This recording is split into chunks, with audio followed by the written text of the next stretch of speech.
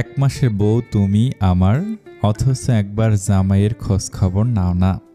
সেই সেধে সেধে আমাকে আসতে হয়, আমাকেই খোঁজ খবর নিতে হয়। এমনটা কিন্তু বাঙালি মেয়েদের থেকে আশা করা যায় না। সিয়াম নিজেকে নৌসিনের আরও একটু কাছাকাছি নিয়ে গেল। নৌসিনের দিকে ঝুঁকে গিয়ে আস্তে করে বলল, চোখ কিন্তু কথা বলে মায়াবিনী। নৌসিন কাঁচুমাচু করতে লাগলো, যেন চুরি করে ধরা পড়েছে। বিড়বিড়িয়ে বলল, আল্লাহ, গোয়েন্দা জামাই নিয়ে কি ঝামেলা, চোখ নিয়েও শান্তি নেই। সিয়াম নৌসিনের খুব কাছাকাছি ছিল বলে নৌসিনের বলা এত আস্তে কথাও শুনে ফেলল।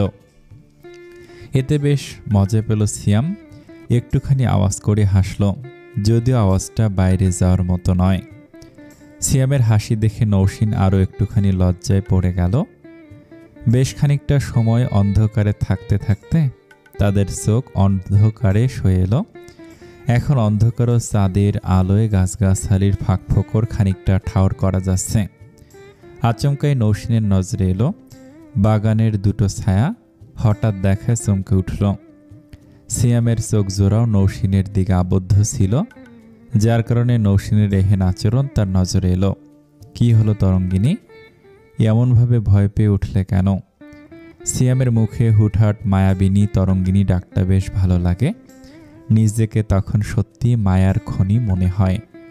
মনে হয় সত্যি সত্যি সমুদ্রের বিশাল বিশাল ঢেউগুলো সে নিজেই। আবার যখন তোতা পাখির জননী বলে, তখন মনে হয় সে সত্যি ওই ছোট্ট পাখিটার মা। বাস্তবে তো সেটাই সত্যি। মনে হচ্ছে বাগানে কেউ আছে। দুজন মিলে বাগানের পথে বেশ গাঢ় নজর দিল। এরপর তাদের কাছে সবটা পরিষ্কার হলো। আরে এত দেখছি আমার শ্বশুর শাশুড়ি। আব্বু আম্মু এত রাতে বাগানে? চিন্তা করো না, হয়তো মনটাকে একটু হালকা করার জন্যই। তুমি বরং একটু ঘুমিয়ে নাও, কালকে কিন্তু তোমার জন্য একটা বড় সারপ্রাইজ আছে। কি সারপ্রাইজ? তোতা পাখির বোকা জননী, সারপ্রাইজের কথা যদি আগেই বলে দেই তাহলে কি সেটা সারপ্রাইজ থাকে? আপনি বরং গিয়ে বিশ্রাম করুন। সারা দিন এত পরিশ্রম করে আবার এখানে এসে দাঁড়িয়ে বকবক করছেন, আপনার ক্লান্ত লাগছে না? তুমি কি কোনোভাবে বিরক্ত? এখন থেকে একটু একটু করে অভ্যাস করে নাও। এরপর যখন আমাদের সখ্যতা আরও বেড়ে যাবে, আমরা আরও একে অপরের কাছাকাছি চলে আসব, তখন কিন্তু তোমাকে আরও অনেক কিছু সহ্য করতে হবে। মানে কি? তুমি কি খারাপ কিছু ভাবছো? আমি কিন্তু বলতে চাচ্ছি, ওই যে দেখো, শ্বশুর শাশুড়ির মতো কিন্তু আমার সঙ্গেও তোমার ওই রকম রাতের অন্ধকারে শুনশান নীরব রাস্তায় পায়ে পা লাগিয়ে হাঁটতে হবে। আমার সঙ্গে অনেক গল্প করতে হবে, আমার সারা দিনের ক্লান্তির গল্প শুনতে হবে। কি পারবে না? চলো এখন একটু ঘুমিয়ে নাও। আমার এখন মনে হচ্ছে আব্বু চাচ্চুর সঙ্গে মোটেও নিরাপদ নয়, অথচ আমরা এতগুলো বছর এক ছাদের নিচে কাটিয়ে দিলাম। জানি না আব্বু কি সিদ্ধান্ত নিবেন, নিশ্চয়ই ভেবে চিন্তেই সিদ্ধান্ত নিবেন। চিন্তা করো না, এখানে আমি সম্পূর্ণ একটা গোপন তথ্য বের করেছি। এখানে শাস্তির ব্যাপারটা আমি সম্পূর্ণ আব্বুর উপরেই ছেড়ে দিয়েছি। তিনি যা ভালো বুঝবেন করবেন, এতে আমার কোনো আপত্তি নেই। আমার শুধু তুমি হলেই চলবে। একটা কথা জিজ্ঞেস করব? তোমার জন্য আমি সব সময় উন্মুক্ত। তুমি শুধু জিজ্ঞেস করবে, একটা নয়, হাজারটা নয়, যত খুশি। আপনি বলেছিলেন চিঠিতে, আপনি সকালের ঘুম ভাঙলে আপনি আমাকে দূর থেকে দেখতেন, তখন কাছে থেকে দেখা তৃষ্ণা জাগত। বলেছিলাম, কিন্তু আপনি আমাকে কিভাবে দেখতেন? সিয়াম হেসে দিল। হাসছেন কেন? আমি কি হাসির মতো কথা বলেছি? তা না, আসলে আমার কষ্টের দিনের অবসান হয়েছে, তাই হাসছি আনন্দে। তোমার মায়ামুখটা প্রথম দেখার পরই তো আমার সর্বনাশটা হলো। চোখ বন্ধ করে আগে যেখানে অপরাধীদের কিভাবে ধরতাম তার ছক ভেসে আসতো, সেখানে তোমার ছবিটা দেখার পর, চোখ বন্ধ করার পর শুধু তোমার মায়াবী মুখটা ভেসে ওঠে, ঠিক যতক্ষণ না আমার নিদ্রা আসে। আর তোমাকে কল্পনা করতে করতে আমার রাত কেটে যায়, নিদ্রারা রেগে মেগে চলে যায়। আর যখন আমি ঘুমিয়ে যেতাম, তুমি প্রায় সময় আমার স্বপ্নে চলে আসতে, একদম প্রিন্সেস সেজে। তোমাকে আমি বলেছিলাম না, যেদিন তুমি আমাকে মন থেকে ভালোবাসবে সেদিন তুমি সেই ড্রেসটা পরবে যেটা আমি প্রথম তোমাকে দিয়েছিলাম। ওই ড্রেসটা পরার কিন্তু আমি তোমায় সব সময় কল্পনা দেখতাম। এবার বাস্তবে দেখার জন্য অপেক্ষা করছি। কি পড়বে না? সিয়াম নিজের পার্সোনাল ফোনটা বের করে নৌসিনকে অনেক কিছু দেখালো। সেখানে ছিল নৌসিনের বিভিন্ন ছবি, ভিডিও ক্লিপ। আশ্চর্য, এগুলো আপনি কোথায় পেলেন? যেদিন থেকে তুমি আমার মন চুরি করে ফেলেছ সেদিন থেকে তুমি আমার এই মনের রানী হয়ে বসে আছো। রানীর মতো দাসদাসীর কোনো অভাব থাকে না। বলছিলাম না, বাংলাদেশে আমার এক ফ্রেন্ড আছে, ওই আমাকে তোমার সম্পূর্ণ খোঁজ খবর বের করে দিয়েছিল। তোমার কলেজে যাওয়ার পথে সিকিউরিটি ওই আমাকে ঠিক করে দিয়েছিল। আর সকালে যখন তুমি পাখিদের সঙ্গে সময় কাটাতে তখন ওই আমাকে খুব দূর থেকে সাবধানে ড্রোন থেকে ভিডিও করে পাঠিয়ে দিত। ব্যাস, মানে আপনি আমাকে সবসময় নজরে রাখেছেন। আসলে ব্যাপারটা হচ্ছে আমি নিজেকে একটু নিশ্চিন্ত রাখতে চেয়েছিলাম, আর কিছু না। আবার নিজেকে ভালো রাখতে তোমাকে আমার প্রয়োজন। এই আমিটা বড্ড স্বার্থপর যে। নৌসিন সিয়ামের হাত জোড়া নিজের 2 হাত দিয়ে আঁকড়ে ধরল। চোখ জোড়া বন্ধ করে মুখটাকে আকাশের দিকে নিয়ে বলতে লাগলো, আপনার এই স্বার্থপরতা সারা জীবন বজায় থাকুক। এমন একটা স্বার্থপর মানুষ পেয়ে আমি ভীষণ ভাগ্যবতী। খোদার দরবারে এই শুকরিয়া শেষ কখনো হবে না। আমার শেষ নিঃশ্বাস পর্যন্ত আপনার ছায়া আমার উপরে থাকুক। আমিও আপনার মতো স্বার্থপর হতে চাই। সৃষ্টিকর্তা আমাকেও কবুল করুক। নতুন সতেজ একটা সকাল, চারিদিকে নতুন সূর্যের সোনালি আলো, পাখির ঠোঁটের মিষ্টি ডাক কিচিরমিচির কিচিরমিচির। সূর্য যেমন রাতের অন্ধকারকে নিভিয়ে পৃথিবী আলোকিত করে, ঠিক তেমনই মানুষকেও নতুন স্বপ্নের দিকে এগিয়ে নিয়ে যায়। পুরনো বিষণ্ণতা ভুলিয়ে নতুনভাবে বাঁচার স্বপ্ন আসা জায়গায়। কিন্তু আজকের শিকদার বাড়ির সকালটা যেন আগের চেয়ে অনেকটা ভিন্ন। কেউ কারোর সঙ্গে মন খুলে একটা কথা বলতে পারছে না। যে মানুষগুলো আপন মানুষদের সঙ্গে কথা না বলে দিন শুরু করতে পারত না, আজ তাদের মনটা বিষণ্ণতায় ভরা। আজ প্রায় মাসখানিক পরে নাজিমুদ্দিন শিকদার, নাসির শিকদার 2 ভাই একসঙ্গে মসজিদে নামাজ পড়তে গিয়েছিল। তবে তাদের 2 ভাইয়ের দৃষ্টি ছিল ভিন্ন, আলাদা। যদিও নাসির শিকদারের কর্মকাণ্ড ক্ষমার অযোগ্য, তবুও সে মুখ ফুটে ভাইয়ের কাছে এখন অবধি কিছুই বলেনি। যখন দেখল তার সত্যটা লুকানোর আর উপায় নেই, তখন শুধু নিজের দোষটুকু স্বীকার করে নিয়েছে, ব্যাস। হয়তো সে ভাবছে সে যা করেছে তা তার প্রাপ্য পাওনার জন্য করেছে, তাই ক্ষমা চাওয়ার প্রশ্নই আসে না। এতদিন তামান্না শিকদার এই বাড়িতে আসার জন্য ছটফট করছিলেন। আজ যে কেমন যেন দম বন্ধ হয়ে আসছে। ইচ্ছে করছে এক ছুটে এই বাড়ি থেকে বের হয়ে যেতে, তবুও কিছু করার নেই। স্বামীর অনুরোধে দাঁত কামড়ে কয়েকটা দিন এই বাড়িতেই পড়ে থাকতে হবে। আবার এই বাড়িটা ছাড়তে হবে মনে পড়লেও বুকের ভেতর কেঁপে ওঠে। সেই বিয়ের পরের দিন থেকে আজ পর্যন্ত এই সংসারটাকে প্রাণ দিয়ে আগলে রেখেছে। এই বাড়ির কোনায় কোনায় কত স্মৃতি, এই বাড়ির মানুষগুলোর সঙ্গে নিজের সন্তানদের সঙ্গে কাটানো কত হাসি কান্না মিলে আছে এই বাড়ির দেয়ালে দেয়ালে। আবার স্বামীর কথা মনে পড়লেও চোখ থেকে অশ্রু ঝরে। মানুষটা মাথার ঘাম পায়ে ফেলে এই বাড়িটা তৈরি করলো। সবাই একটুখানি মিলেমিশে সুখে দুঃখে হাসি কান্নায় একসঙ্গে বাঁচার জন্য, থাকার জন্য, সবাইকে খুশি রাখার জন্য, সুখে রাখার জন্য নিজেকে সময় না দিয়ে সম্পদের পিছনে ছুটলো, অর্জন করলো। আস্থা কেমন ফিকে হয়ে গেল। হৃদয়ের বিষণ্ণতা হৃদয়ে লুকিয়ে নেমে পড়লেন আয়োজন করার জন্য। আজ যে নতুন অতিথি আসবেন, আয়োজনে কোনো ত্রুটি রাখতে চান না তামান্না শিকদার। কাজের লোকের সাহায্য নিয়ে সবকিছু নিখুঁতভাবে গোছগাছ করার চেষ্টা করছেন তামান্না শিকদার। রেহানার চোখে মুখে একদিন আগেও যে উদাসীন মনোভাবটা ছিল তা আজ আর দেখা যাচ্ছে না। ঠিক আগের মতো উৎফুল্ল মনে হচ্ছে। হয়তো স্বামীর সব কথা শুনে সে বেশ উৎসাহ পেয়েছে। বড় জায়ের কাছে এসে বেশ ভাব নিয়ে বলল, কি ব্যাপার ভাবি, এত আয়োজন? তামান্না শিকদার মনের সঙ্গে যুদ্ধ করে উত্তর দিলেন, হ্যাঁ, নতুন অতিথি আসবেন। ও কই, আমাদের তো জানালে না। ততক্ষণে নাজিমুদ্দিন শিকদার উপস্থিত হলেন ড্রয়িং রুমে। একজন কাজের লোক ডেকে ডেকে পাঠালেন নিজের ভাই ভাই ভাইয়ের বউকে, সাথে নীরব মোহনীকেও। তারা সবে উপস্থিত হয় ড্রয়িং রুমে, যে যার মতো জায়গা বেছে দখল করে বসে আছে। তামান্না শিকদার আগে থেকেই জানেন এখানে কি আলোচনা হবে, তাই তিনি আর এখানে ভিড় জমাননি। শাশুড়িকে ধরে ধরে এ পর্যন্ত এনে বসিয়ে দিয়ে গেছেন। যদিও নিজের মাকে নাজিমুদ্দিন শিকদার আগেই সবটা জানিয়েছে, তবু জরুরি আলোচনায় মাকে তো থাকতেই হয়। মিনিট 5 নীরবতা চলে। নাসির শিকদার সে আগের মতো ভাইকে ভাইয়া বলে সম্বোধন করে জানতে চায় না কি জন্য ডেকেছে। নীরব সহ চুপচাপ।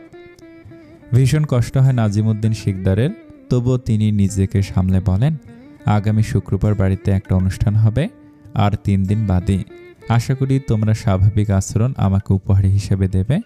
নাসির শিকদার চুপচাপ। তবে রেহানা বলল, কিসের অনুষ্ঠান ভাইয়া, সেটা তো বললেন না। নৌসিনের বিয়ের অনুষ্ঠান। তোমাদের যদি কাউকে দাওয়াত দেওয়ার থাকে অবশ্যই দিতে পারো। মোহিনীর বাবা মার সঙ্গে যেহেতু আমার একটা ভালো সম্পর্ক রয়েছে, আমি তাদেরকে দাওয়াতটা দিয়ে দিয়েছি। তারা হয়তো চলে আসবেন কিছুক্ষণের মধ্যে। তোমাদের যদি আর কারো দাওয়াত দেওয়ার থাকে তো তোমরা সেটা আমাকে জানিও, লিস্টে অ্যাড করে দিব। আর তাদের দাওয়াতটাও তোমরা দিয়ে দিও।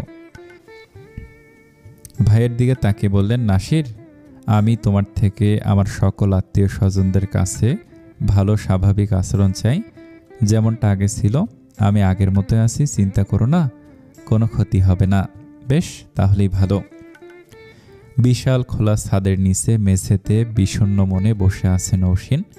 তার কাঁধে রয়েছে তার প্রিয় সঙ্গী মিষ্টি, আর কোলের ভিতর একটা সাদা পায়রা নিয়ে তার মাথায় হাত বুলিয়ে দিচ্ছে নৌসিন। নৌসিন পায়রাটার মাথায় হাত বোলাতে বোলাতে এক মনে তাকিয়ে আছে দূরে কোথাও। হয়তো কিছু ভাবতে ভাবতে ভাবনার এতটাই গভীরে চলে গিয়েছে যে তার দৃষ্টির কোনো নির্দিষ্ট স্থিরতা নেই। তার চারিপাশে বেশ কিছু কবিতর উড়ে বেড়াচ্ছে। তারা সংখ্যায় বেশ কম, যা নৌসিনের বিষণ্ণতা আরও বাড়িয়ে দিচ্ছে। আজকাল বিষণ্ণতায় মন খারাপের সময় বিদেশি জামাইটাকে ভীষণ মনে পড়ে। রাতেই তো বলল সকালে কিছু একটা সারপ্রাইজ থাকবে, অথচ 8টা থেকে 9টা বাজতে চলল, এখনো পর্যন্ত মানুষটার কোনো খোঁজ খবর নেই। বেশি রাত করে দুজন গল্প করে ঘুমাতে গিয়েছিল। বিছানায় এপাশ ওপাশ করতে করতে আজান হয়ে গেল। তাই আর ঘুমানোর চেষ্টা না করে তৎক্ষণিক নামাজ পড়ে ছুটল সিয়ামের ঘরের সামনে। বার কয়েক টোকা দিয়েও যখন ভেতর থেকে কোনো সারা শব্দ পেল না, অবাক হয়ে ঢুকল ভিতরে। রুমের ভিতর যখন সিয়ামের চিহ্নটুকু পেল না, ভারী অবাক হলো নৌসিন। মসজিদে নামাজ পড়তে গেলেও এতক্ষণে তো নামাজ পড়ে আসার কথা। লোকটা যখন তখন কাজে বেরিয়ে যায়, অথচ সারাদিন যাকে বউ বউ করে ডাকে তাকে একবারও বলে পর্যন্ত যায় না। গত রাতেই সারপ্রাইজের কথা বলল, মাত্র কয়েক ঘন্টা হলে এর মধ্যেই সারপ্রাইজের কথা ভুলে গেল। এমন আবল তাবল ভেবে নৌসিনের মন বিষণ্ণতায় আরও ভরে গেল। সেই থেকে মনে মনে নৌসিন বেশ অপেক্ষা করছে কখন সিয়াম ফিরবে আর সে তার সারপ্রাইজ পেয়ে যাবে। নৌসিনের আবল তাবল ভাবনার মধ্যে হঠাৎ করে মনে হলো একটা গাড়ি তাদের বাড়ির ভিতরে ঢুকেছে। এই সময় আবার কে আসতে পারে ভেবে ছাদের রেলিংয়ে গিয়ে দাঁড়ালো নৌসিন। গাড়িটা সিয়ামের গাড়ি। নৌসিনের ধারণা ছিল সিয়াম বোধহয় এই দেশে এসে একটা গাড়ি কিনে ফেলেছে। বিদেশি বড়লোক মানুষ, তাদের বাড়িতে তো 2-4টা গাড়ি আছে, সেখান থেকেই তো একটা চালাতে পারত, এমনটা ধারণা ছিল নৌসিনের। তবে সেটা মনের মধ্যেই থেকে গিয়েছিল। এখন তার মনে হচ্ছে এটা সরকার থেকে পাওয়া হয়তো গাড়ি। নৌসিনের ভাবনার মধ্যে দেখতে পেল সিয়াম গাড়ি থেকে নেমেছে, সাথে ফ্রন্ট সিট থেকে একটা মেয়েও নেমেছে। মেয়েটা ছুটে গিয়ে সিয়ামের হাত ধরে ভীষণ উৎসাহের সঙ্গে চারিপাশ দেখছে আর কিছু বলছে। তার মুখ দেখে মনে হচ্ছে সে ভীষণ প্রশংসাও করছে। নৌসিনের হৃদয় ধক করে উঠল, গলা শুকিয়ে এলো। মনে পড়ে গেল নীরব যেদিন বিদেশ থেকে এসেছিল, সেই দিনের কথা। সিয়ামও তো সেই দিনই এসেছিল। নৌসিনের আর কিছু দেখার ইচ্ছে হলো না। সে দৌড়ে নিচে চলে গেল, উদ্দেশ্য সিয়ামের সম্মুখ। পথে ঘরে গিয়ে মিষ্টিকে খাঁচায় রেখে এলো। মিষ্টিকে নিয়েও এখন ভয় হয়, একটু হাতছাড়া করতে মন চায় না। তবে এই মুহূর্তে সে সিয়ামের সামনে ওকে নিয়ে যেতে চায় না, আগে পরিস্থিতি বুঝতে চায়। মিষ্টি, একদম ঘর থেকে বের হবি না, কেউ কিছু দিলে একদম খাবি না, মনে থাকবে। মনে থাকবে নসি, মনে থাকবে, মনে থাকবে। আর তোকে কেউ কষ্ট দিলে একদম উড়ে পালিয়ে আমার কাছে চলে যাবি। ঠিক আছে বাবা, ঠিক আছে। নৌসিন নিচে আসতে আসতে ততক্ষণে কলিং বেলটাও বেজে উঠল। সবাই সদর দরজার দিকে ঘুরে তাকালো। ততক্ষণে নৌসিন দৌড়ে নিজের দরজার নবে হাত লাগালো। নৌসিনকে এভাবে দৌড়ে আসতে দেখে সবাই বেশ অবাক হলেও তবে মুখে কেউ কিছুই বলল না। দরজাটা খুলে নৌসিন থমকে গেল। এখানে তো আরও মধ্যবয়স্ক দুজন নরনারী রয়েছেন। নৌসিন এতটাই অপ্রস্তুত হয়ে পড়ল যে তাদেরকে সালাম প্রদান করতেও ভুলে গেল। মিনিট খানেক নীরবতা চলল। সিয়াম নিজের বাবা মাকে ইশারা করল। সিয়ামের মা সাজিয়া সাখাওয়াত বুঝলেন এটাই তার পুত্রবধূ। তিনিও বুঝতে পারলেন মেয়েটা হঠাৎ তাদেরকে এইভাবে দেখে ভড়কে গিয়েছে। সিয়াম যে মেয়েটাকে কিছু জানায়নি এ ব্যাপারে তাদেরকে সিয়াম বলেছে। সাজিয়া নিজেই সালাম দিল। সিয়াম তার বাবা মার সঙ্গে নৌসিনের আগেই কথা বলেছে। যখন তার ছবি দেখে তাকে পছন্দ হয়েছে। সাজিয়া তো এমনটা শুনে যার পার নাই খুশি হলেন। নিজের দেশের বাঙালি একটা মেয়েকে পুত্রবধূ করতে পারবেন, এর চাইতে খুশি সেই মুহূর্তে আর কোনো কিছুই ছিল না। এরপর তিনি বেশ কয়েকবার সিয়ামের কাছে ছবি দেখতে চেয়েছিলেন। সিয়ামের এক কথা, সরাসরি দেখবে না, না হলে আনন্দ কমে যাবে। আসসালামু আলাইকুম মামুনি, কেমন আছো তুমি? নৌসিনের গালে হাত বুলিয়ে হাতে চুমু এঁকে বললেন, মাশাআল্লাহ, ভারী মিষ্টি মেয়ে আমাদের। নৌসিন বেশ লজ্জা পেল। মেহমানদের সামনে দাঁড় করিয়ে নিজেই সালাম তো দিলই না, উল্টো এখনো পর্যন্ত সালামের জবাবটাও দিল না। লজ্জায় মাথা নত করে সালামের জবাব দিল নৌসিন। ততক্ষণে নাজিমুদ্দিন শিকদার আর তামান্না শিকদারও দরজার কাছে এসে পৌঁছেছেন। বাকিরাও দাঁড়িয়ে রয়েছে, অপেক্ষা করছে তাদের ভেতরে আসার। নাজিমুদ্দিন শিকদার এগিয়ে সালাম আদান প্রদান করলেন। সিয়ামের বাবা সাজ্জাদ সাখাওয়াতের সঙ্গে হ্যান্ডশেক করে কোলাকুলি করলেন এবং একে অপরের সঙ্গে কুশল বিনিময় করলেন। মেয়েকে উদ্দেশ্য করে তামান্না শিকদার বললেন, কি ব্যাপার নৌসিন মা, আর এনারা তোমার আরেক বাবা মা, এনাদেরকেও তুমি এভাবে দরজার সামনে দাঁড় করিয়ে রেখেছ? সাজিয়া বেগম হেসে বললেন, আর বলবেন না বেয়ান, ছেলে আমাদের সব বলেছে, মেয়েটাকে না জানি সমস্ত আয়োজন করে ফেলেছে, এমনকি আমরা আসব সেটাও নাকি মেয়েটাকে জানায়নি। ভাবুন মেয়েটা কতখানি ভড়কে গিয়েছে আমাদের দেখে। মামুনি, ভয় পাওয়ার কিছু নেই, আমি তোমার আরেক মা। আমার ছেলেটা নিশ্চয়ই এতদিন তোমাকে জ্বালিয়ে মেরেছে, তবে চিন্তা করো না, এখন আমি এসে পড়েছি। এবার আমরা 3 মা মেয়ে মিলে ওকে জ্বালিয়ে মারব। আবার আমার মেয়েটাকে যখন বিদায় করে দেব তখন আমরা 2 মা মিলে জ্বালাবো। 3 মা শুনে চোখ থেকে চোখ মিলে তাকানো নৌসিন তাদের দিকে বোঝার চেষ্টা করলো কথাটার অর্থ। বুঝলে না তো 3 মা মেয়ে কোথা থেকে এলাম? এরপর তিনি সিয়ামের বোন সারাকে দেখে বলল, এই যে আমার মেয়ে, মানে তোমার আরেক বোন। হলো না আমরা 3 মা মেয়ে? সারা বলল, একদম আমাকে বিদায় করার কথা বলবে না, আমি তোমাদের সবাইকে ছেড়ে কোথাও যাচ্ছি না। সিয়ামের বাবা রসিকতা করে বললেন, তোমাদের দল তো ভারী হয়ে গেল, বলি আমাকেও তো তোমাদের দলে রাখতে পারতে। সারা হাসি মুখে বলে, একদম না আব্বিজান, আপনি আমাদের দলে চলে এলে ভাইয়া একদম একা হয়ে পড়বে। ও তাই? তাহলে তুই বরং আমার দলের থেকে যা, তাহলে তো হয়ে গেল। ভালোবাসা দেখাস আবার দলে থাকিস না, এ আবার কেমন ভালোবাসা? এই না না, একদম না, আমি ভাবি আর আম্মুর দলে থাকবো। আমরা মেয়েরা 3 জন এক দলে, তোমরা ছেলেরা 2 জন এক দলে, আমাদের দল ভারী। সারার কথা শুনে উপস্থিত সবাই প্রফুল্ল হাসল। সাজিয়ে বললেন, আমার মেয়েটার একটা বোনের বড্ড শখ ছিল, এখন ঠিক পেয়ে গেল। মামনি, তোমার ছোট বোনটা কিন্তু ভারী দুষ্টু, একদম লাই দেবে না, ঠিক আছে? নৌসিন নিজেকে নিজে ধিক্কার জানালো। মানুষটাকে তুই ভুল বুঝতে পারলি নৌসিন, যে মানুষটা তোর সমস্ত বড় বড় বিপদের ঢাল হয়ে দাঁড়িয়েছে তাকে তুই অবিশ্বাস করলি? কুল নৌসিন, কুল। সম্পর্কে বিশ্বাস রাখতে হয়, এভাবে হুটহাট সন্দেহ মনের মধ্যেও আনতে নেই। নৌসিনের ভীষণ খারাপ লাগে তখনকার ভাবনার জন্য। আবার সিয়ামের পরিবারের সবার কথা শুনে কেন জানি ভীষণ লজ্জা লাগছে এবং ভীষণ ভালো লাগছে। সে মাথাটা নিচু করে রয়েছে। আমি মোটেও দুষ্টু নই, আমি অনেক ভালো। আমি আর ভাবি আপু অনেক মজা করব, অনেক অনেক আনন্দ করব ভাবি আপু। হ্যাঁ, আমার একটা আপুর শখ ছিল, আর ভাবিরও তাই। আমি দুটো মিলিয়ে বলবো ভাবি আপু, ব্যাস আপু আর ভাবি দুজনেই পেলাম। নাজিমুদ্দিন শিকদার আর তামান্না শিকদারের ভীষণ ভালো লাগলো। সিয়ামের ব্যবহারে তারা আগেই মুগ্ধ, মেয়েকে নিয়ে নিশ্চিন্ত ছিলেন। আর এখন এই পরিবারটা দেখে তো তাদের আর কোনো চিন্তাই রইল না। নাজিমুদ্দিন শিকদার বিনয়ের সঙ্গে বললেন, বেয়াই বেয়ান, আপনার প্লিজ ভিতরে আসুন। আর কতক্ষণ বাইরে দাঁড়িয়ে থাকবেন? এতটা পথ জার্নি করে এলেন, এসো মামনি ভেতরে এসো।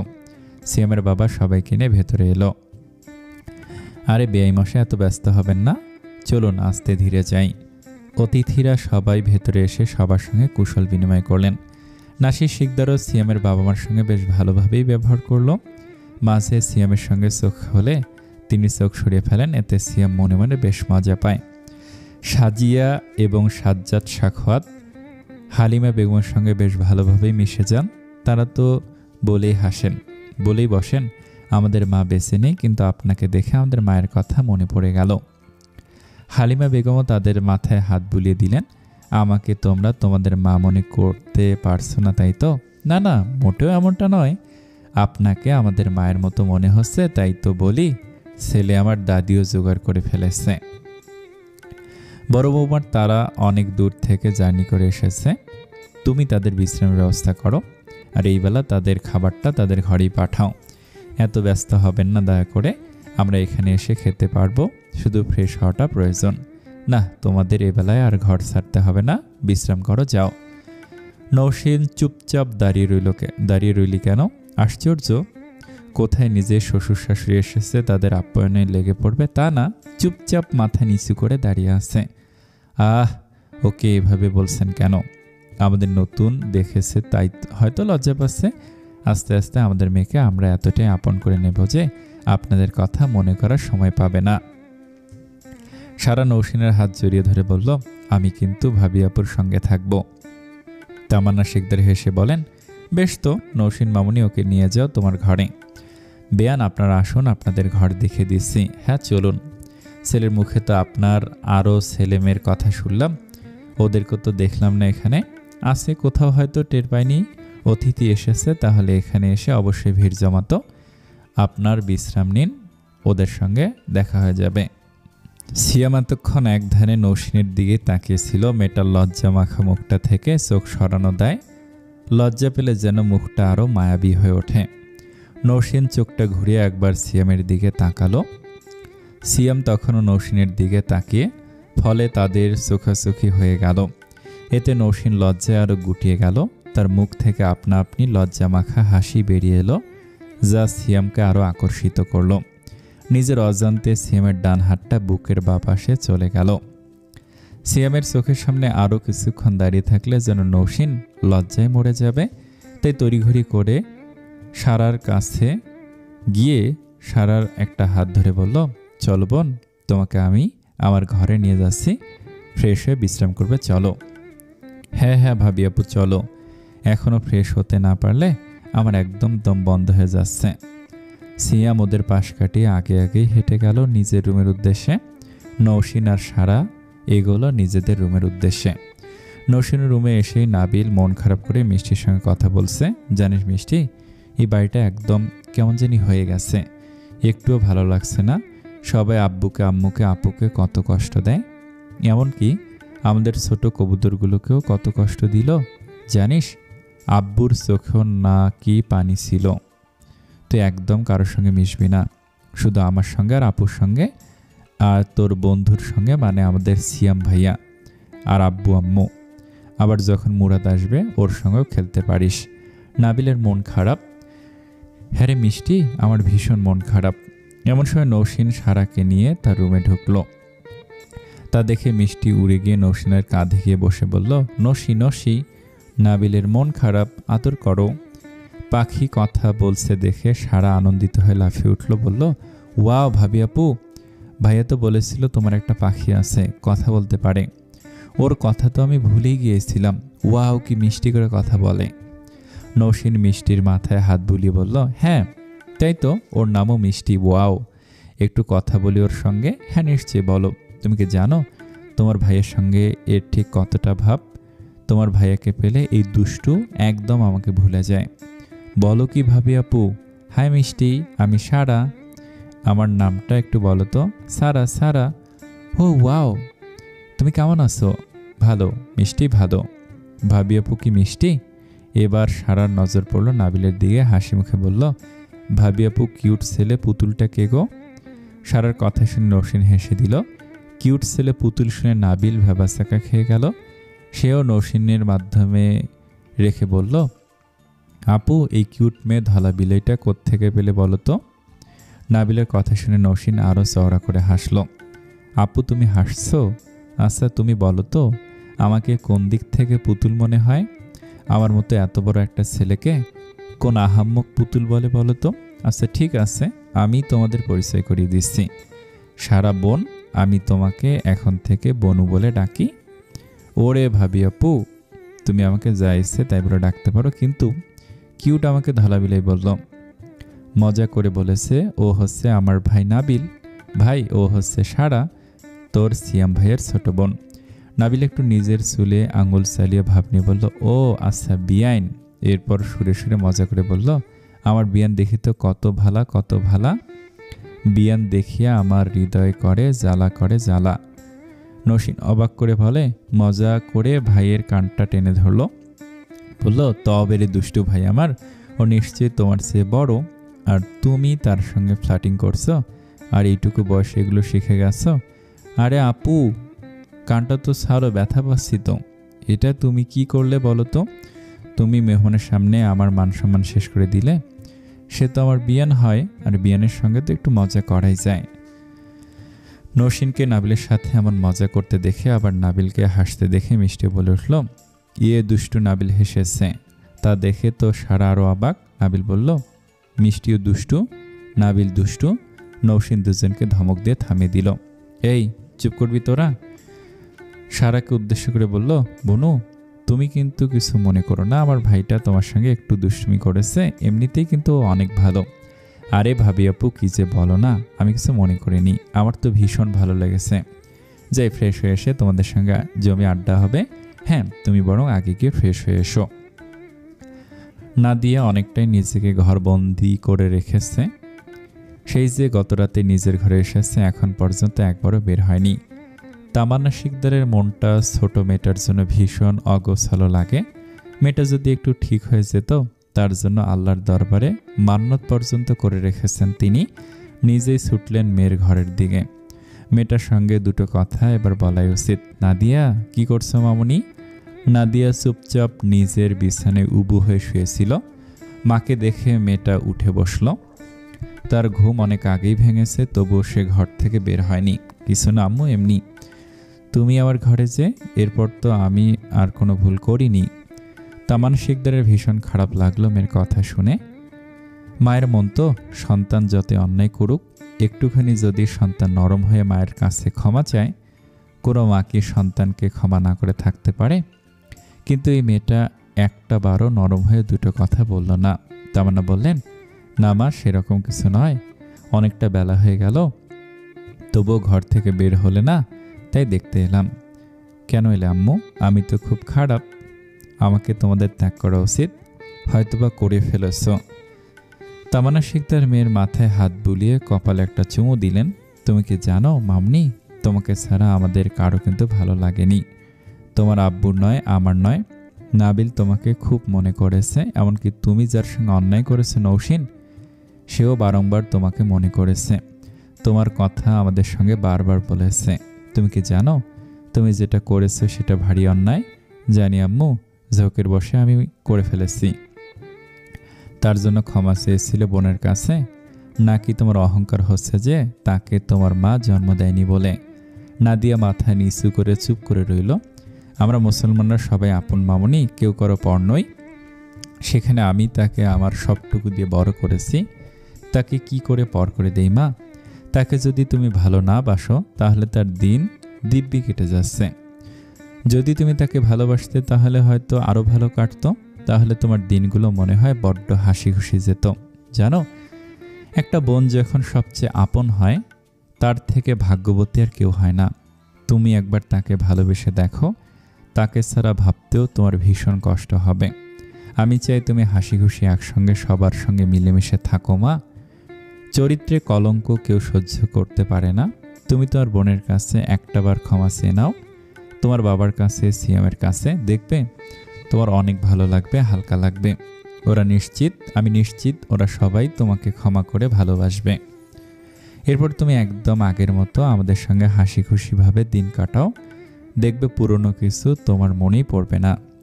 যদি কখনো মনে পড়েও যায় তাহলে তোমার মনে হবে ভাগ্যিস ভুলটা করেছিলাম, তাই তো আজকে বুঝতে পারছি এই ভুলের পরিণতি।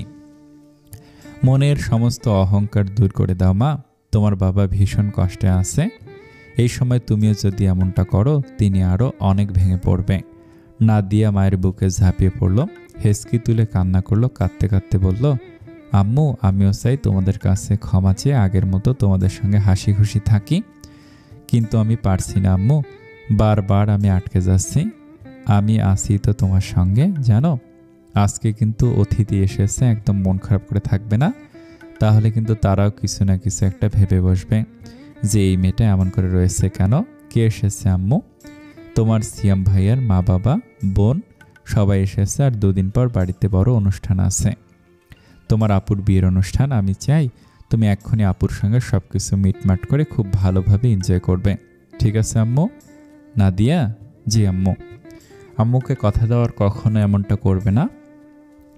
তোমার যদি কখনো কোনো খারাপ লাগে, কোনো কিছু জানতে ইচ্ছা করে, কিছু বলার থাকে, মনে মনে না রেখে মার কাছে এসে বলবে। নিজে থেকে ভুল ডিসিশন আর কখনো নিও না মা, আমরা তোমায় অনেক ভালোবাসি। দেখলে তো তোমার চাচুর ভুল ডিসিশনগুলো কিভাবে আমাদের সবাইকে কষ্ট দিল। সে যদি মনের মধ্যে না রেখে সব কিছু সরাসরি বলে আগেই তার মনোভাব জানাতো, তাহলে হয়তো আমাদের আজকে এমন কঠিন দিন আসতো না, সব কিছু হয়তো অন্যরকম থাকতো। আমাদের এই সুন্দর পরিবারটা ভেঙে যাওয়ার দ্বার প্রান্তে। মামুনি তুমিও আর কখনো এমন ভুল করো না যাতে আমরা সবাই আলাদা হয়ে যাই। মানুষের আপনজন থাকা বড় ভাগ্যের ব্যাপার মা, তোমার কিন্তু তা আছে। ঠিক আছে আম্মু, আমি আর কখনো এমনটা করব না। নাদিয়া এক ছুটে দৌড়ে গেল বোনের রুমে, বোনের বুকে ঝাঁপিয়ে পড়ে কাঁদতে লাগলো। আচমকা এভাবে কেউ জড়িয়ে ধরে নৌসিনও বেশ ঘাবড়ে যায়। এরপর নাদিয়াকে দেখেই তা আরও অবাক হয়। আপু আমায় ক্ষমা করে দাও প্লিজ, আর কখনো এমনটা হবে না, আমিও তোমাকে ভীষণ ভালোবাসতে চাই। এবার নৌসিনের পায়ে পড়ে কাঁদতে লাগে। আরে আরে কি করছিস বোন, ওঠ ওঠ, কি হয়েছে? আয় বস, শান্ত হ। কি হয়েছে, এমন করছিস কেন, এমন কান্না করছিস কেন? আমি আর পারছি না আপু, তুমি আমায় ক্ষমা না করলে আমি নিজেকেও ক্ষমা করতে পারছি না। আপু তুমি আমাকে ক্ষমা করে আগের মতো আবার ভালোবাসবে।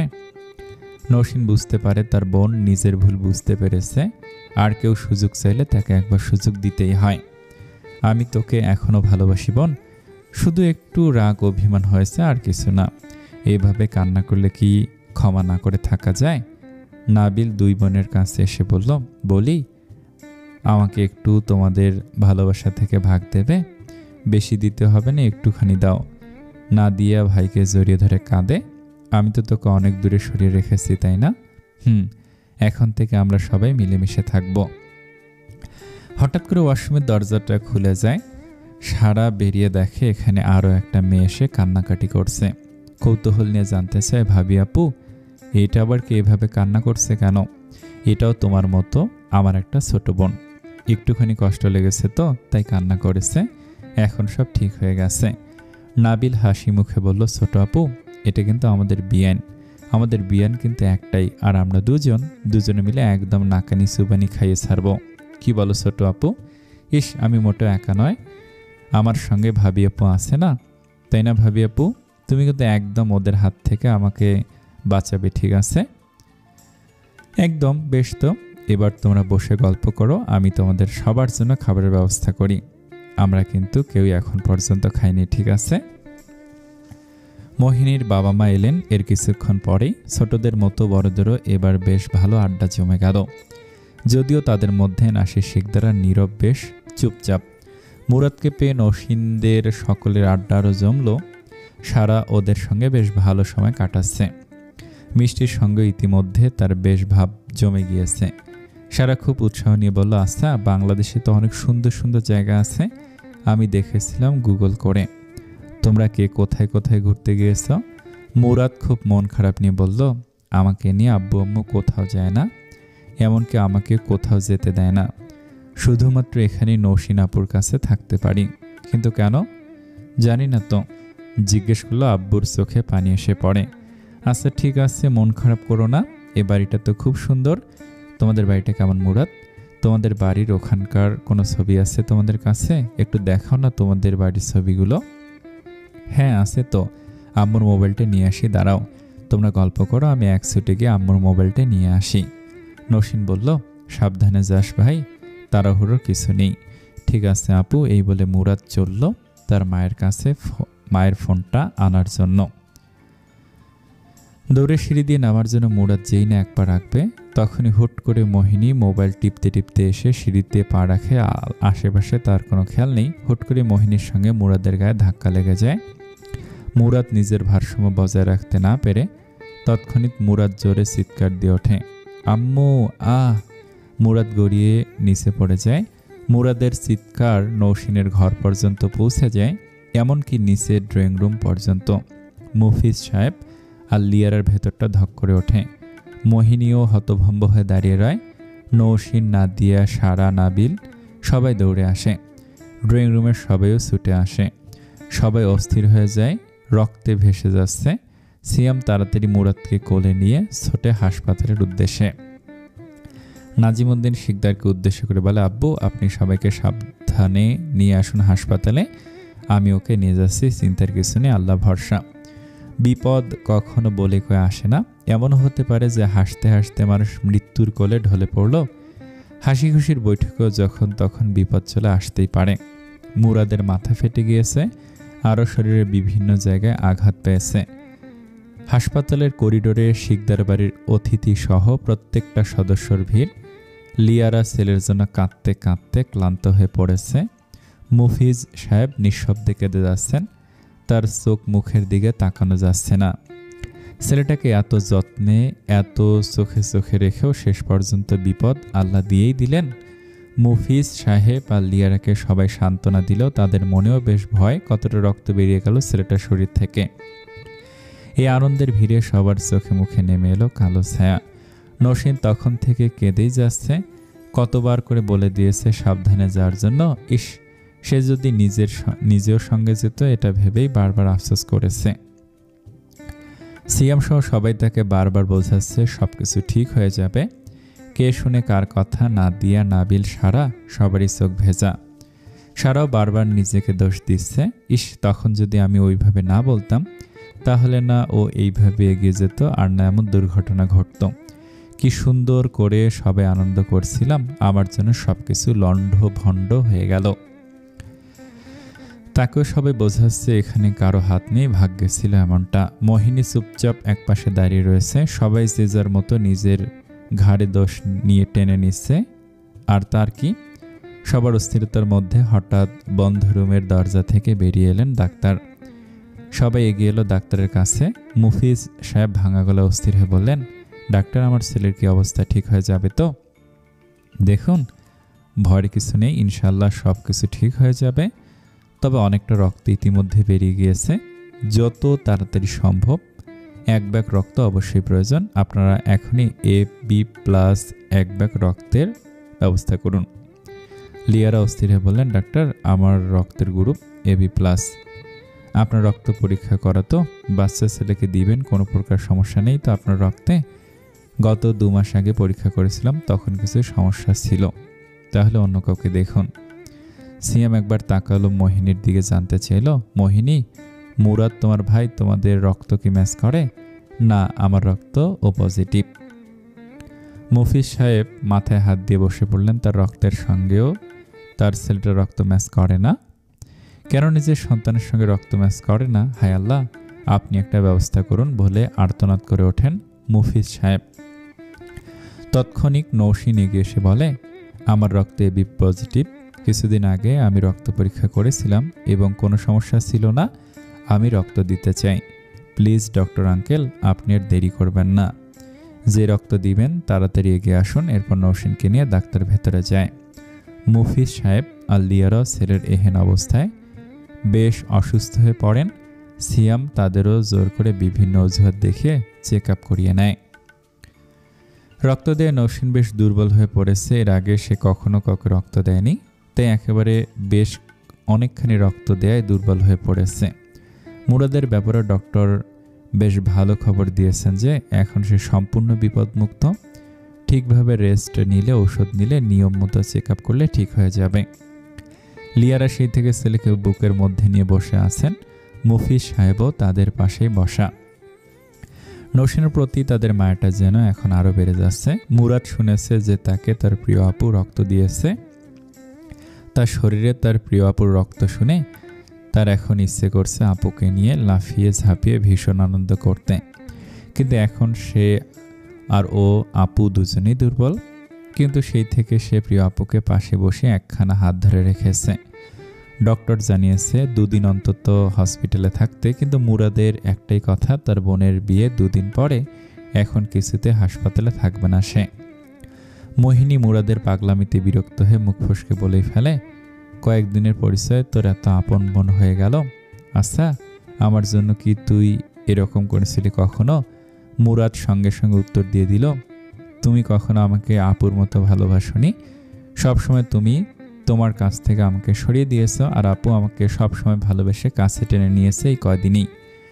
আমি ওই বাড়িতে থাকলেও তুমি সবসময় আমাকে বাড়িতে পাঠানোর জন্য অস্থির হয়ে যেতে। মোহিনীর মুখ বন্ধ হয়ে গেল। ভীষণ রাগ হয়। রাগে মুহূর্তে সে স্থান ত্যাগ করে। দীর্ঘশ্বাস ছাড়েন লিয়ারা আর মুফিজ সাহেব। এই মুহূর্তে মুরাদের কেবিনে প্রত্যেক মুরব্বীরাই উপস্থিত রয়েছেন। এমনকি হালিমা বেগমও পরবর্তীতে আসার জন্য ছটফট করেছেন ছেলেটা অবস্থা জানতে। তাকে প্রথমে সবাই রেখে এসেছিল বাড়িতে কাজের লোকের উপর দায়িত্ব দিয়ে। তিনি ফোনে বারবার এখানে আসার জন্য ছটফট করায় এক ফাঁকে সিয়াম গিয়ে নিয়ে আসে। নাজিমুদ্দিন শিকদার মুরাদের মাথায় হাত বুলিয়ে বলেন, চিন্তা করো না, আপুর বিয়ে পিছিয়ে দেব, তুমি সুস্থভাবে এনজয় করতে পারবে। মুফিজ সাহেব তৎক্ষণাৎ বলে বসেন, না ভাই, এটা হয় কেনা? সকল আত্মীয় স্বজন দাওয়াত দেয়া এই মুহূর্তে পিছিয়ে দেওয়াটা সবার জন্য একটা হয়রানি হয়ে যাবে। কেন নয়? আপনার ছেলে কি আমার ছেলে নয়? সিয়ামের বাবা মা সাজ্জাদ আর সাজিয়া বলেন, বে সাহেব কিন্তু ঠিকই বলেছেন মুফিজ সাহেব, আপনার ছেলে কিন্তু আমাদেরও ছেলে। আমাদের নিজেদের সন্তানের এরকম একটা অবস্থা হলে আমাদের আনন্দ আসতো না? সেখানে আপনার এই বিপদের সময় আমরা আনন্দ করি কিভাবে বলুন তো? আমাদের আনন্দ আসবে? তৎক্ষণিক মুরাদ পাকনামি করে বলল, না না আন্টি, আমি সব কিছু প্ল্যান করে ফেলেছি। আমি কিভাবে কি আনন্দ করব?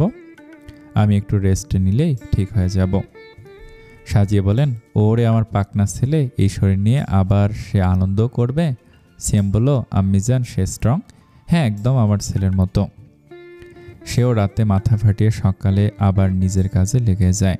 নাজিমুদ্দিন শিকদার মুফিজ শিকদারের উদ্দেশ্য করে আবারও বলেন, ভাই তাহলে সকল আত্মীয় স্বজনকে বলে 2 দিন পিছিয়ে দেই। না না ভাই, তার কোনো প্রয়োজন নেই, যেভাবে চলছে সেভাবে চলুক। আমরা সবাই সতর্ক থেকে ভালোভাবে খেয়াল রেখে যত্ন নিলে আশা করি কোনো সমস্যা হবে না। শেষমেশ সব কিছু আগের সময়ে থাকার সিদ্ধান্তেই পাকা হলো। অ্যাক্সিডেন্টের দিন সহ পুরো 2 দিন মুরাদকে হাসপাতালে রেখে অ্যান্টিবায়োটিক ও প্রচুর সেবা যত্ন রেখে অনুষ্ঠানের আগের দিন শিকদার বাড়িতে আনা হলো। সিএম অবশ্য মুরব্বীদের সঙ্গে পরামর্শ করে সাথে করে বিচক্ষণ একজন নার্স ম্যানেজ করে নিয়ে এলো। সিয়ামের বাবা মা একমাত্র সন্তান ছিল। তার বাবা মা বেঁচে না থাকে এই দেশে তার শক্তপোক্ত কোনো আত্মীয় স্বজনের সঙ্গে সেভাবে সম্পর্ক নেই। 2-4 জন যাদের সন্ধান আছে, মোটামুটি চেনা জানা আছে, তাদেরকেও বিয়েতে দাওয়াত দেওয়া হয়েছে। অবশ্য এদেশে তাদের শক্তপোক্ত কোনো ঘাঁটি নেই, টাকা পয়সা আছে, বিদেশি মানুষ, তাই হয়তো 2-4 দিন থাকার জায়গার অভাব হবে না। যেগুলো লোভ বা লোক দেখানো ভালোবাসা, এটা সাজিয়া বা সিএমের কারোরই পছন্দ নয়। তারা এখানে বড়সড় দেখে একটা ফ্ল্যাট ভাড়া করতে চেয়েছিল, তবে নাজিমুদ্দিন শিকদার তাদেরকে এ ব্যাপারে আটকান। এদেশে আসার পর নাজিমুদ্দিন শিকদার সিয়ামের একজন গার্ডিয়ানের মতো প্রতিটা কাজের আগে মুরব্বীদের থেকে পরামর্শ নেওয়াটা প্রত্যেকটা কাজের জন্য উত্তম। তাই ব্যাপারটা নিয়ে নাজিমুদ্দিন শিকদারের সঙ্গে একান্তে আলোচনা করে সিয়াম। নিজের শ্বশুরমশাইয়ের সঙ্গে আলোচনা করে সিয়াম এতটুকু বুঝতে পারে তার সঙ্গে আলোচনা না করে কাজটা সে করে ফেললে মানুষটা ভীষণ কষ্ট পেত। নাজিমউদ্দিন শিকদার তাদেরকে শিকদার বাড়িতে থাকার জন্য বেশ অনুরোধ করেন। নাজিমউদ্দিন শিকদারের আন্তরিকতা আর ভালোবাসা সিয়ামের কাছ থেকে তারা আগেই শুনেছিল, তাই তাকে আর ফিরিয়ে দিতে পারেনি তারা। মাত্র কয়েকদিনের জন্য এই দেশে পা রেখে আবার এত ঝামেলা না করাই ভালো মনে করে তারা রাজি হয়ে যায়। বিয়ের অনুষ্ঠানের দুদিন পরেই তাদের আবার এই দেশ ছাড়তে হবে। সিয়ামরও এখানকার কাজ যে সম্পূর্ণ হয়েছে তাকেও যেতেই হবে। বৃহস্পতিবার রাতে সাজিয়া, লিয়ারা, তামান্না তিনজন মিলে নৌসিনের গায়ে হলুদ মেহেন্দির অনুষ্ঠান একেবারে করলো আয়োজন করে। সাথে অবশ্য রেহানাও ছিল। মুরাদ ব্যান্ডেজ করা মাথা নিয়ে বোনের পাশে বসে থাকলো। সবাই তাকে বেশ খেয়াল রাখে, যত্ন করে। গভীর রাতের আকাশ যেন কথা বলে। নৌসিন নিজের রুমের বারান্দায় দাঁড়িয়ে গভীর রাতের আকাশের দিকে একধ্যানে তাকিয়ে আছে। এখন সময়টা এমন যে সারাদিনের ব্যস্ততায় সবার চোখে ক্লান্তি নেমে এসেছে, যা গভীর ঘুমের মাধ্যমে লাঘব হবে। নৌসিনের গায়ে হলুদ মেহেন্দি সব মিলিয়ে অনেকটা রাত হয়ে গেছে। সারা, নাদিয়া, নাবিল, মুরাদ সবাই নৌসিনের রুমে গল্প করতে করতে তাদের সবার একটাই আবদার, আজকে আপুর সাথে আপুর রুমে ঘুমাবে। প্রয়োজনে ফ্লোরে বিছানা করে ঘুমাবে, তবুও তারা কেউ এই ঘর ছাড়বে না। তাদের প্রত্যেকটা অনুষ্ঠান গল্পে মিষ্টিও তাদের সঙ্গী। সারা তো দুষ্টুমি করে মিষ্টি সারা গায়ে পাখায় মেহেদি দিয়ে টুকটাক ডিজাইন করেছে, তা নিয়ে সবার এক দফা হাসির রোলও পড়ে গেছে। অসহায় পাখিটাকেও ছাড়ল না, শুধু কি তাই হলুদ পর্যন্ত মাখিয়েছে। পরে অবশ্য যত্ন সহকারে পরিষ্কার করেছে ভাই বোন মিলে। নৌসিনের রুমে নিচে বিছানা করে সবাই ঘুমিয়ে আছে। মুরাদ অসুস্থ বলে তাকে খাটে রাখা হয়েছে খুব যত্ন সহকারে। ঘুম নেই নৌসিনের চোখে। নিজের নামটা অন্যের নামে করে দিয়েছে তো কয়েকদিন আগেই, আর আবারও নতুন করে সবকিছু শুরু হবে। এতদিন অন্যের নামে নামটা গেল, জীবন সে একভাবেই চলছিল, কালকে থেকে জীবনটাও নতুনভাবে চলতে শুরু করবে। এরপরের ভাবনা ভাবলেন নৌসিনের বুক ভারী হয়ে আসে। যাদের সঙ্গে ছোটবেলা কাটলো, যাদের ছায়াতলে বড় হলো, তাদেরকে ছেড়ে চলে যেতে হবে বহু দূরে। নৌসিনের রুমের দরজাটা ভিড়ানো ছিল, আটকানো নয়। সিয়াম খুব সহজেই ঢুকে যায় তার ঘরে। সে জানে মেয়েটা আজ কোনোভাবেই ঘুমাতে পারবে না, তাকে সঙ্গ দেওয়া উচিত। মেয়েটাকে খুব ভালোভাবে চিনে ফেলেছে। নৌসিনের ঘরে এসে দেখলো যা ভেবেছিল তাই ঠিক। নৌসিনের নাকে ভেসে এলো সেই পরিচিত ঘ্রাণ, যাতে সে ভীষণ অভ্যস্ত হয়ে পড়েছে। যে ঘ্রাণটা না পেলে অস্থির হয়ে পড়ে, মনটা কিছুতেই শান্ত হয় না। সিয়ামের অস্তিত্ব সে অনুভব করতে পারে। সারাদিন এত ব্যস্তর সময় কাটিয়ে এখন ক্লান্ত শরীর নিয়ে আপনি এখানে ঘুমাননি কেন?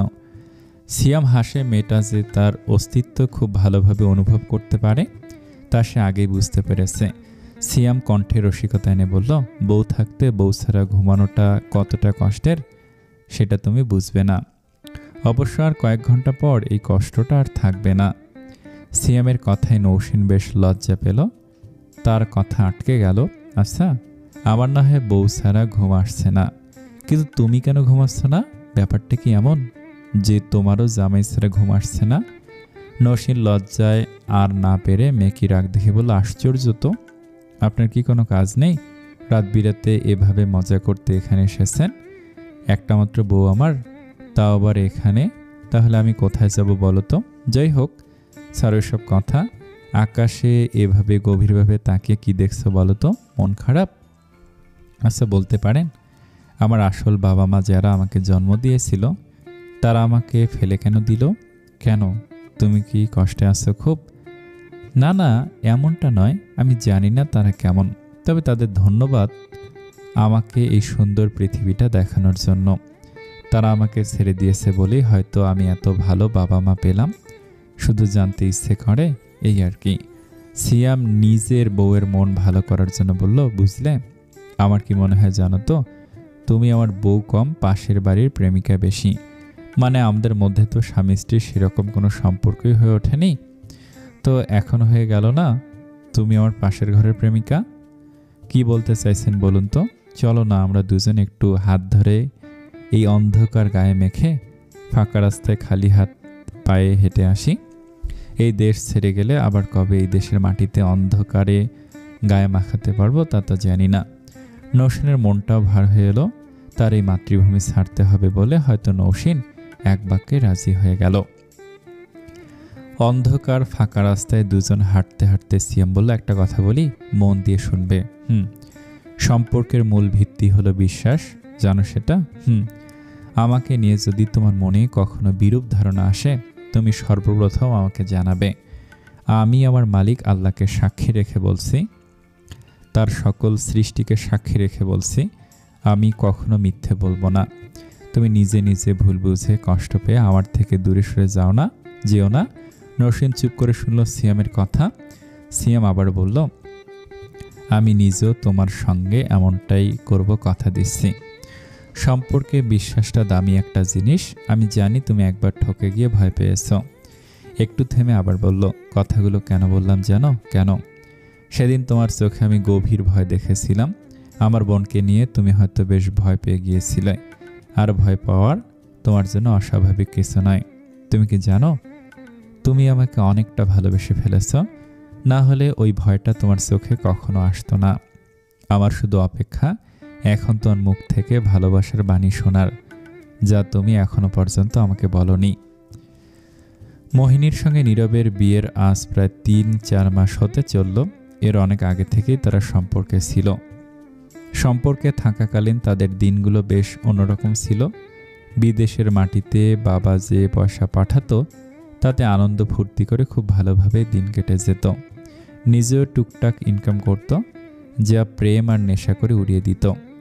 তার ধারণা মতে সে বাড়ির বড় ছেলে, বাবা চাচা এমনকি পরিবারের সবার বড় আদরের। দেশে ফিরে গেলে টাকা পয়সার কোনো অভাব হবে না। ছোটবেলা থেকেই সবাই তার নাতে না বলেছে, হ্যাঁতে হ্যাঁ বলেছে। তো এই পরিবার কিংবা সামনের জীবন নিয়ে তার কোনো চিন্তাই ছিল না। মোহিনীকে সর্বক্ষণিক একটা কথাই বুঝিয়েছে, তোমাকে আমি রানী করে রাখতে পারবো। সেই ক্ষমতা আমার আছে। আমার কাছে তুমি একজন স্বাধীন রানী হয়ে থাকবে। সে বাবা চাচাদের থেকে শুনেছে সে দেশে ফিরে আসলে তাকে ব্যবসার মূল দায়িত্বটা দেয়া হবে। মানে সে হবে শিকদার বাড়ির রাজা, আর তার স্ত্রী হবে, যে আসবে স্ত্রী হয়ে সে হবে শিকদার বাড়ির রানী। সেই চিন্তাধারাই তাদের দিন কেটেছে।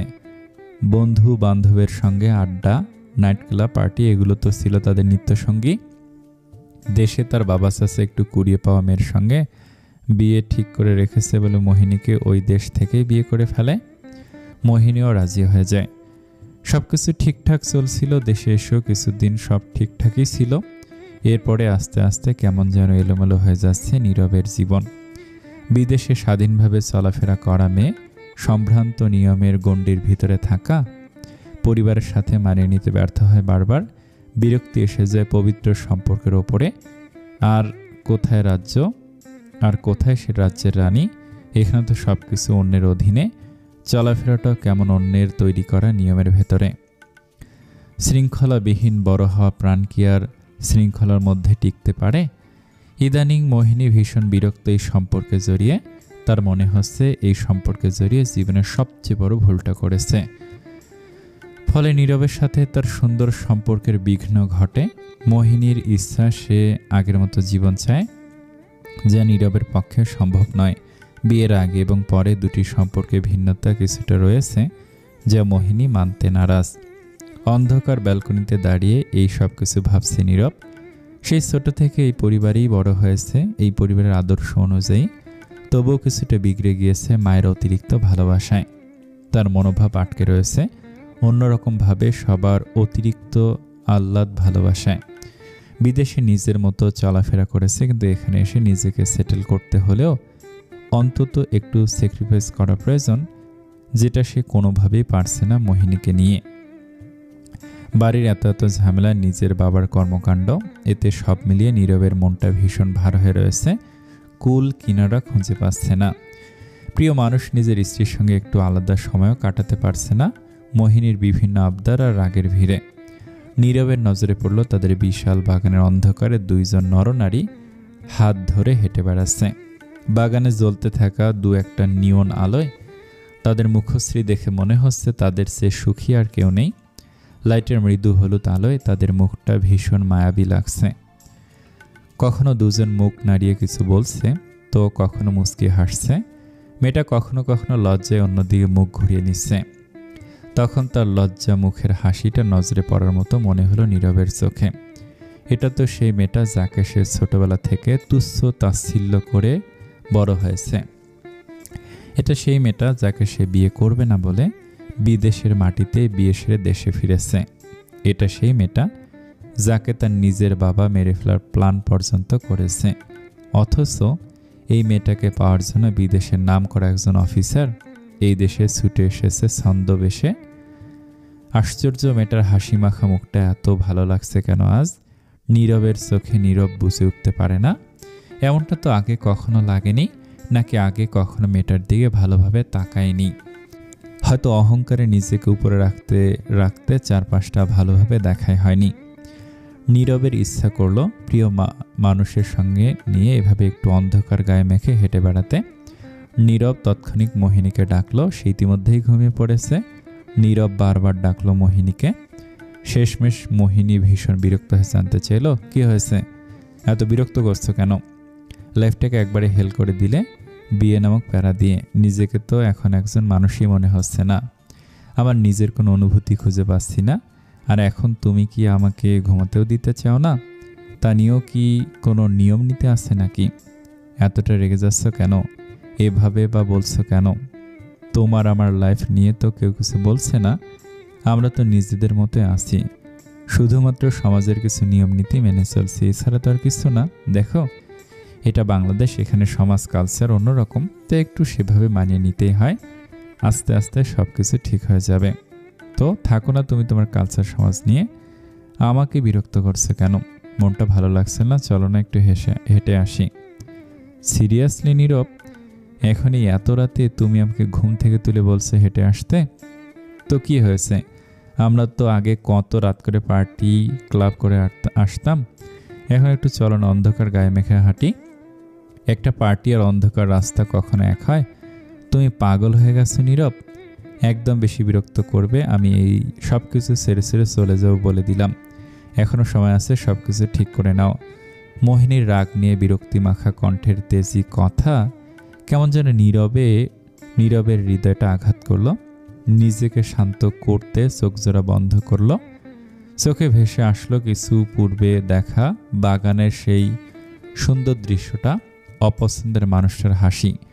নীরব তৎক্ষণিক নিজেই নিজের মস্তিষ্কে প্রশ্ন করে বলল, আচ্ছা, ওই মেয়েটাকে যদি আমি বিয়ে করতাম তাহলে কি এখন আমাকেও এরকম একটা নিজস্ব সুন্দর দৃশ্য হতো?